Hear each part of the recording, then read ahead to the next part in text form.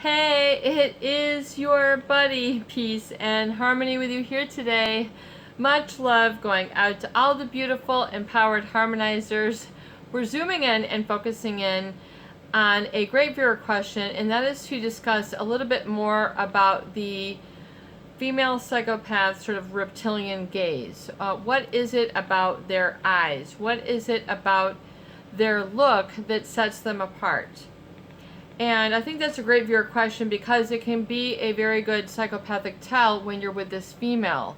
Based on the things I think that you have registered and felt and experienced, and maybe numbed out, just sort of shrugged off, or just sort of evaded the truth, or just sort of, I would say, there's an evasiveness that's sort of an after effect of the reptilian gaze that most people then become seduced or accepting that we don't have to confront this now. There's an evasiveness that sort of empties out, I would say, of the presence of the individual who is being sort of in their proximity, in their gaze, in their scope, in their target. And I say in proximity too because they don't really have a relationship with you. The way that you would consider or organize or have sort of compartmentalized, this is what it is to have a relationship, an ongoing development, an understanding or coming of terms, knowing who you are,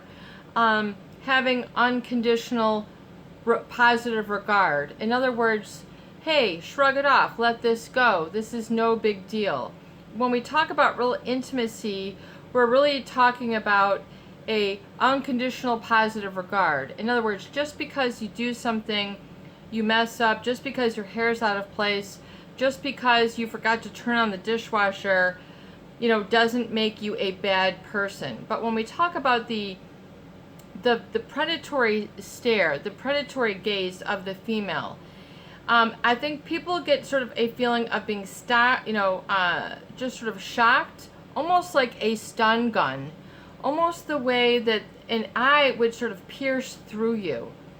Like Dr. Robert Hare, who's an expert in psychopathy, he developed the Robert Hare checklist. He was a psychologist who worked oftentimes with the psychopathic inmate population and then developed and devised, based on his experience, a sort of checklist that would fit the profile. Now, a number of those incarcerated were male, but one thing he talks about the gaze, and he says, in their eyes are the most remarkable feature. How they drill into you. So there's something in the gaze and how they drill into you. In other words, you might feel fearful. You might feel paralyzed. You must feel that you must comply no matter what. You might feel that you must relinquish your will or your free will, and you must cooperate, that you must conform, that you are now adhering to the gaze. In other words, it's more than the old come hither, the ooh, come here, look, or whatever it is you might, consider the look. But it's something that really sort of stops you in your tracks. To put a parallel, I would equate it to, in the animal kingdom, like a deer who gets stopped in a headlight. They can't respond, they can't react, they just sort of go into a blank stare, and they don't know how to save their life. They're just sort of immobilized. So I would consider the reptilian gaze or the predatory stare to feel sort of immobilizing. I think what Robert Hare was alluding to, that they drill into you. And, eye contact, though, would be something you might find that this individual will avoid. In other words, you might find that they don't have always direct eye contact. They might be always looking at your mouth, or, the old domineering, looking over your eyebrows, where, they might look at weird places, and then you don't feel that they're really looking into your eyes. The reptilian gaze, if you've ever seen it, it's almost like the pupils of the eye narrow. I mean, almost to like a slit, or what you'll consider a reptilian's eyes. Cold, unfeeling, lacking warmth, lacking empathy. But there's this feeling that something is awry, but right when you're in the midst of it, in the stream, I mean, you can't just, it just is sort of a passing thought. It's just oftentimes just a flicker or an inspiration that, but you don't address it, because oftentimes the reptilian gaze, I think they do it very deliberately, and then they sort of check out and notice, are you falling for the look? Are you falling for the look? In other words, they see, ooh, are you biting the carrot? Are you falling for the look, the come hither, and then all the emotions that sort of ooze out and secrete out from them, that is their sort of a very magnetic and charismatic energy. We're talking about, what feels like very magnetic. And the look is a good thing, because just as if you were to be walking in nature, if you were to see a big grizzly bear looking at you, I mean, you would freeze for a moment in order to sort of calculate, what are my next moves for survival. So I feel it's very akin to the feeling that is processed subconsciously from a similar predatory stare that you might be able to understand in nature. So I'm trying to understand, if you were to see like a rabid dog, that was looking at you, you might consider that more crazy eyes. But a predator, the way that they crouch down, the way that they're very still and motionless, and they're you can just tell that their eyes are pierced, but their mind is going through, running and racing and calculating and keeping all sorts of different maneuvers so they can outrun, and then they're sort of finding that best place to bite on their prey. I mean, they're sussing them out. So it's a similar mechanism. It's a similar relationship dynamic where you might feel that you're being eaten alive. I mean, these are comments, looks that could kill, the eyes that devour, the looks that sank right through me. I got a pit in my stomach. I was speechless. I was motionless. So you will feel something different about the eye contact. This is not something that you're making up. It's not because you're too sensitive. There is something in the eyes. Just like you can say there's welcoming eyes, and then there's fighting eyes. There are people who want your demise and your downfall. And so they will really, that look, they can manipulate. And it's meant to sort of be almost like a snake bite, where it's just sort of a venomous, it's an energetic and a chemical reaction that is then created in the individual who is being targeted, who is being scoped out, who is being in the line, in the focus, in the target. I mean, literally on the bullseye. And the look, I would say, would be that of like, you can drop everything, all your cares melt away, all you have to deal with is me. So it sort of replaces a big picture, just like the fight or flight. Just like when you were to see a rabid dog, or if you were to see a big grizzly bear, this is all that matters, right? All I have to contend to is this grizzly bear, and everything will be okay.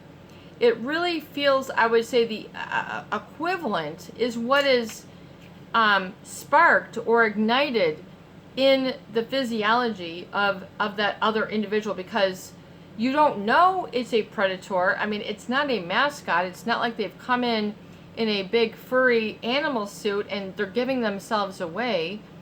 It's not that. It's because they look normal. They might be very wealthy. They might be very talented. They might be very, high energy. I mean, they're fearless. I mean, they don't have fear, so they will be able to really navigate and toggle through a lot of different subjects that most people wouldn't be able to, like, have a fight and then be calm and then be aroused and then be absent and then circle. So in other words, there's sort of a detachment from their sense of emotional history, and this is really all connected. And the gaze is really meant to sort of get you into that process where you really can't think. Your mind goes dead silent. It's really a survival mechanism, but it's coupled with addiction. It's coupled with arousal. It's coupled with seduction. It's coupled with some exchange here. And this predatory gaze is from that reptilian, so you're getting that reptilian side, which is the emotional, sort of non-thinking brain, if you will. It's that which is, eons and millions of years old. So, you've got the brain stem, you've got the reptilian brain, which has evolved over millions of years, which is part of your wiring, which you can thank all sorts of evolution to assist you with right now. And then the prefrontal cortex, which is the most recent in development. You can watch the TED Talk, Dr. Joe Dispenza on the 3 brains. He gives a great explanation of it. He is awesome when it comes to understanding sort of neuroplasticity and rewiring your brain and kind of getting things back into a different mindset. So I would definitely check him out. He is phenomenal. Dr. Joe Dispenza, Breaking the Habit of Being Yourself is a great book. His TED Talks, his meditations. However, so that limbic brain, which is really a non-thinking brain. So it's really that emotional brain. And it's really the decision maker. It really runs the show in the human being. It really is what people will then make decisions based on. They'll just push yes. They've got an emotional feeling. And oftentimes it's based on reasons that they don't know, but they just know. So it's very difficult oftentimes to put a lot of feelings into words. You might consider it a gut feeling, a gut instinct. You just have a sneaky feeling. But it's important that you kind of drill deep into yourself, deeper than the eyes that pierce, so that you've got a handle on your own foundation, anchor, and grounding, and which is based in your truth and based in your connection to your life. Based in your connection to everything. You're everything. I am your big picture, what makes you you, what you love to do, what makes you laugh, what makes you cry. We're talking about your talents, your shortcomings, all these different things. So that sort of evasiveness that's sort of coupled with the reptilian gaze. And you'll see that there's oftentimes not a lot of emotion around the eyes. Like the eyes don't light up. You can look at, I would say, you can look at different movie stars or look at different people, and you can just see, I'm not here to call people out, but it's where the mouth is smiling, but the eyes are not. It's very eerie. They don't smile with their whole body.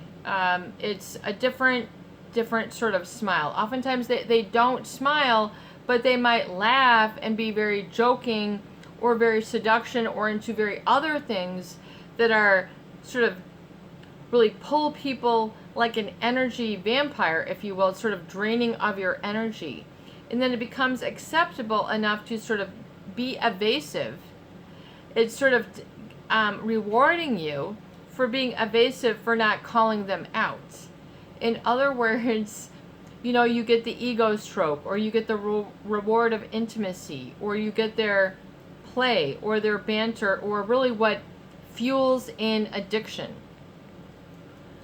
The psychopath I feel part of their predatory aspect is this is not a one round game. This is not 18 holes and you're done. There's a lot of rounds that they make as part of their predatory aspect.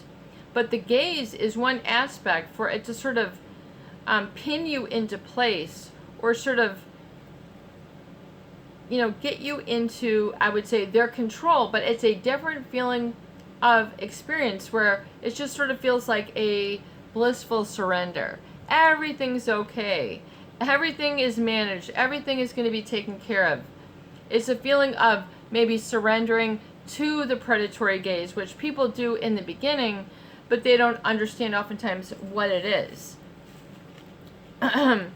So And you might also, see the expression change where it becomes very, very lifeless, very dead, very empty, very dark. I mean, this is, this, they say the eyes are the window to the soul. This is something that you might perceive in them. This is something you might feel within your body, but oftentimes, you talk over it. You're talking over your own gut instinct of your better, your better direction. So it's important that you go, whoa, what was that? What is that I'm really feeling? And if it's fear, you're not making this up. This is not just a manufactured aspect of the mind. If you're feeling afraid, it's because you're feeling fearful for a reason. And so even though, you don't want to put it into words, the feeling is stating that. So you need to be able to come out and understand the feeling. So it just does not run the show, because it'll keep knocking, and you won't know who's there until you sort of get to the other side of the emotion. The main thing that's uncomfortable about this is, the main thing about this look is, the eerie thing about this look feels like, even though it might sound strange, what the eyes looking at me feel like is. And so it might sound silly, strange, made up. Don't worry about it. Just write it down. I mean, these are your feelings. These are valid. These are real. You've got to get them out. You've got to get them out on the paper, because this is what's floating through your mind, your heart, your stomach. It's causing you to grit your teeth. It's causing you to wrench your stomach. It's causing you to, not sleep well. A whole host of other issues. So you have to understand oftentimes that connection. You have to understand that predatory gaze. You have to understand that it gives you maybe a feeling of being locked in or keyed in or clued in. And oftentimes you feel like it might be a gateway. This is a great place to be. I mean, these are all positive things. I mean, this is, but you have to understand that this is a real acknowledged aspect of the study of those people who are psychopathic. So you might have felt this sort of, I would say, almost an obsessive attraction, or what you might feel you're powerlessly succumbing to their, seduction, which usually is what it is. You're powerlessly succumbing to. It's almost like they're controlling you by default rather than you controlling yourself. And the mindset goes that it's better for you to cooperate than to not. So I think in that split-second judgment, it's better for you to cooperate, and you don't realize that you're just sort of really walking into the predator's den. You don't realize that you're letting them have whatever it is that they want, which is really all it is. It's just something that they want. There's something that they want from you. They want you to either help them, want them to give them a place to live. They want you to clean their house. They want you to help with their business. They want you to be their confidant. There's something, or maybe they just want you to be an admirer. I mean, oftentimes these people have an insatiable need to be admired. So they might just, because that gives them a feeling of power and control, and it gives them a feeling of I would say it's a type of satisfaction that is unique to someone who is psychopathic. In other words, most people wouldn't normally be satisfied by their type of pursuits. You have other things that you pursue or that you want, but it's very different. The pursuits in a psychopath is a whole different target. I mean, they don't even have an emotional foundation for a lot of their driving force. So it's a very calculated, cerebral, just sort of thought out, manufactured, and engineered chaos that they use to navigate their way. And oftentimes it is not based on emotional connection. It's just based on satisfying of their needs for whatever that moment is, for that period of time. It might be for a short period of time. I mean, it might be to help them with one or two things, or it might be a big parasitic need that they are trying to get you. And then you'll feel a sort of parasitic, and then you might, like to feel needed, and then fuel that relationship because you like the feeling that it gives you. It makes you feel desired. It makes you feel needed. It makes you feel wanted. It makes you feel relaxed. I don't have to do all the work, or I do get to do all the work, and I'm the one who's calling the shots. So they'll sort of find a way for you essentially to get those unmet needs met, those unspoken or oftentimes unconscious needs met.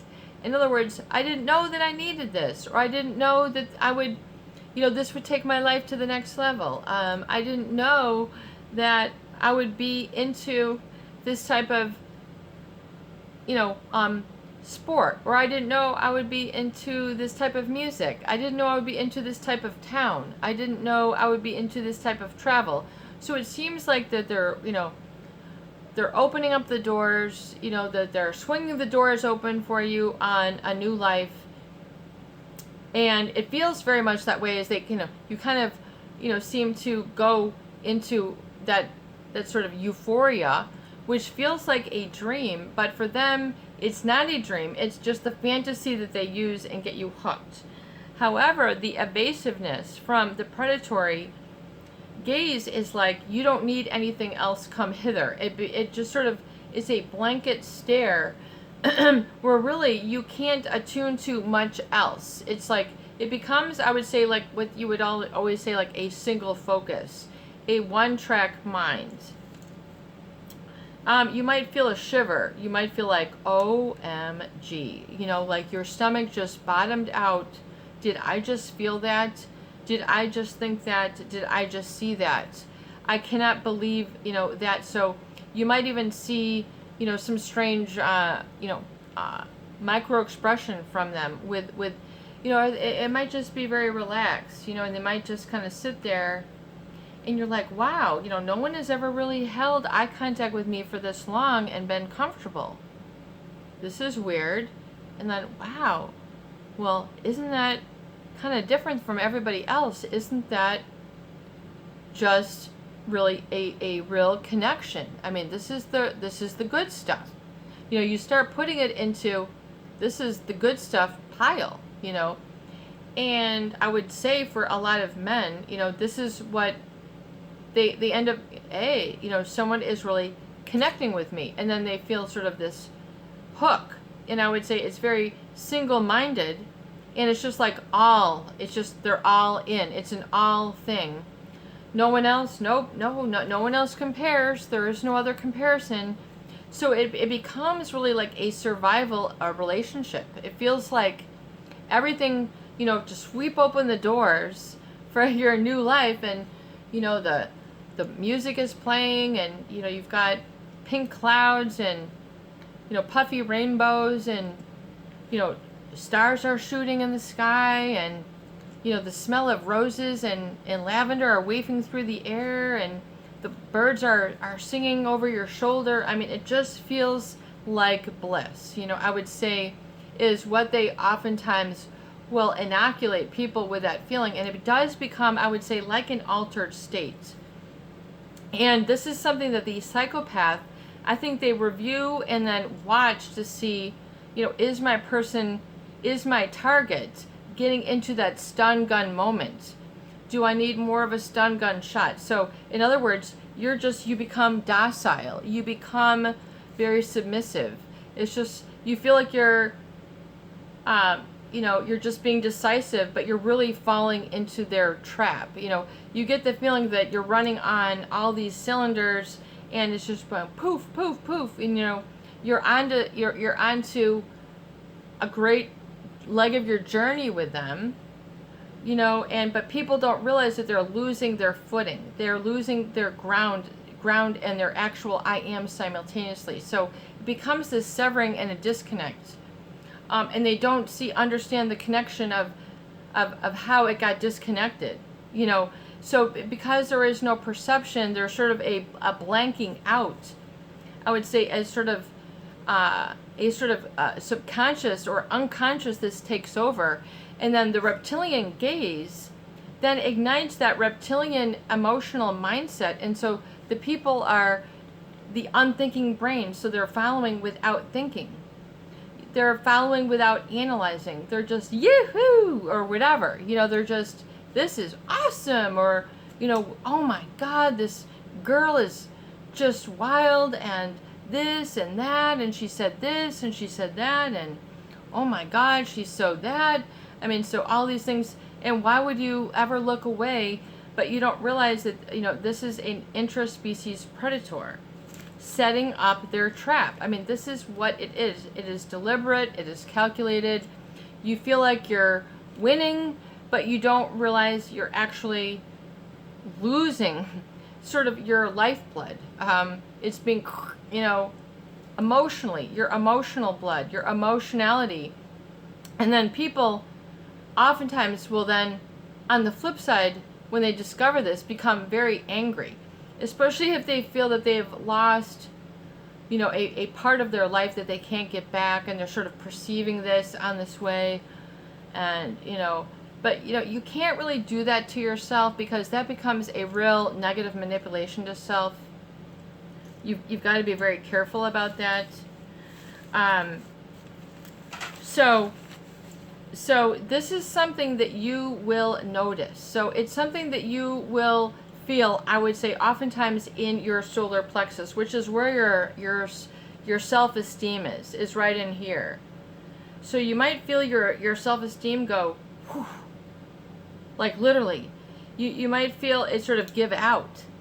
You might feel it give out. I mean, it's important to understand how important your self-esteem is, which is valuing of yourself. I am worthy, and then not, and sort of not degrading your value in the midst of this, because you're giving them a specific value. It's a very unique, it's a very complex decision-making system that it begins to become aroused in the target. It's a very different landscape, a very different emotional landscape. It really is, and you're running on a different sort of octane, if you will. This is not your regular gas. It's a different sort of hollowed out but high energy octane, which will cause you to give your best, but you will really not be receiving in return, which is really strange, because you'll feel that you're giving something very substantial, meaningful, and very very real, but yet what you're getting back is not. It's a very, very strange very strange thing. And it's very, very manufactured, almost you might call it artificial, which for a lot of people becomes very, very fearful. So the important thing then is to come back then to the real, okay? To come back away from this artificial, engineered, chaos, sensationalized, predatory, sort of I'm thinking and I've got you into this other sort of escalated feeling, which oftentimes people get addicted to, which can be part of the reptilian gaze, and then they kind of will long for it, feel hungry for it, thirsty for it, or what have you, but yet it is not going to give you the uplifting experience that you're driven for. In fact, it will give you a driven down relationship. It will give you the drilled down. Not as a growing end strength, but a drilling down, which means sort of separating your ego from your strength, which is all your reality, all your experience, all your learning. I mean, everything that you've built up can be kind of, it's kind of like an emotional termite. I mean, it's just kind of what ends up happening. It's a very strange, that's a very sick image, but it's very sick and a very real thing, and you don't want this to be sort of infested. You have to realize then, so it's important that then you get out of that chaos, you know, that they will engineer. The fear is engineered. It's designed to throw you off and make you insecure so that you'll just follow. Like, you know, they control through this sort of fear, and then oftentimes it's an unknowing, it's an omission of details, it's a pattern disconnect. There's so many different mechanisms going on. So you must realize then that it's important then to be genuine, to be able to confront things, to be able to follow through, on sneaky feelings and not let these build up and remain like festering wounds under the surface. So it's learning a new emotional habit. Really, you know, the opposite. You know, rather than looking for that sort of buzz that, like, you know, of addiction, that is leading nowhere fast. I mean, that's when the person is really overwhelming you, and sort of it's that empiric, you know, it really becomes that vampiric energy, which you definitely need to refuel and rehab and protect and reignite your own personal energy and become genuine, become your own pace, becoming your own person. It's safe to think differently from the psychopath. Do not worry. You know, a lot of people feel that oh, well, I had all these different, you know, growth, and then how do I move it over into my life? Don't worry about it. It will all come together. Just be willing to acknowledge and validate, and then do not give eye contact to these individuals. Do not give them the goods. Do not give them the heart. Do not give them that passage into your soul. Do not give it up. That is yours. You are the captain. This is yours. You say whether who comes in or who comes out or what have you. You say who goes out of, you know, out of your inner life and who comes into your inner life. Meaning that energy, that vibe, especially as it empowers you.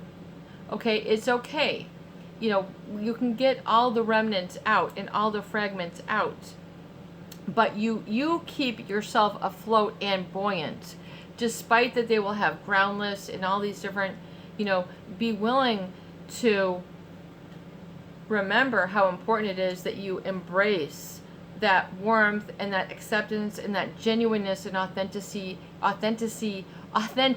within, because that will empower your journey, and it will help to bring others who support you and will tell you, man, you're brilliant, you rock, you're on your game, you got this. I mean, so you have to be willing to trust the journey, but that is really an important indicator that you must become aware of. It's your buddy, Peace and Harmony, with you here today, and I hope that these videos do help. Please share, please subscribe, and please, for goodness sake, please donate for more great tools, videos, discussion, and support. Peace out.